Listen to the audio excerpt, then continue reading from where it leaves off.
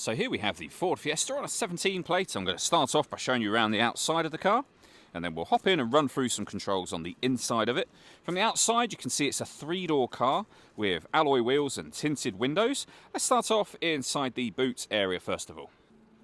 As you can see, we have plenty of boot space along with that 60/40 split folding rear seat should you wish to increase this space even further. Okay, so we're just going to work our way back around to the front of the car, and then we'll hop in and run through some of the controls on the inside of it from there. Just briefly before we climb in, I think it's well worth seeing the interior from this exterior point of view. There's plenty to run through on the dashboard, so let's hop in and we'll do that right now. Okay, now that we're inside the car, we're going to start with the dials. Over on the left-hand side, we have the rev counter. We have the speedometer on the right-hand side, the fuel gauge in the middle at the bottom, and above that, the main trip computer, which includes the total miles for this car.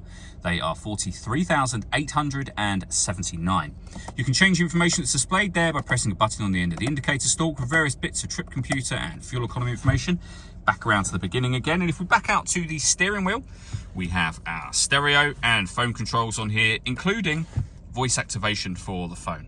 That is only, of course, after you set the phone up to the car, and that is done by hitting the phone button here and then following the instructions on screen. When it comes to our music in this car, we of course have the radio. As you can see, we have DAB, we have AM radio and FM radio as well. If you want to listen to your own music, you can do so via the CD player. We've also got, as you can see, USB input and Bluetooth audio as well, so you can stream your music wirelessly. On top of all of that, this car also has satellite navigation. It's a really nice, easy system to use. You can use the arrows on here to go through the various different bits of information that you see up on the screen and input a destination, of course. You can see the CD player there, the main volume for the stereo as well, and all of the buttons I was using just a moment ago.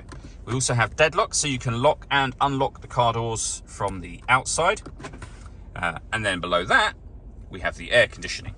You can adjust the fan speed, the direction the air is being distributed in, and the temperature. The air conditioning is on at the minute, so it's off, back on again.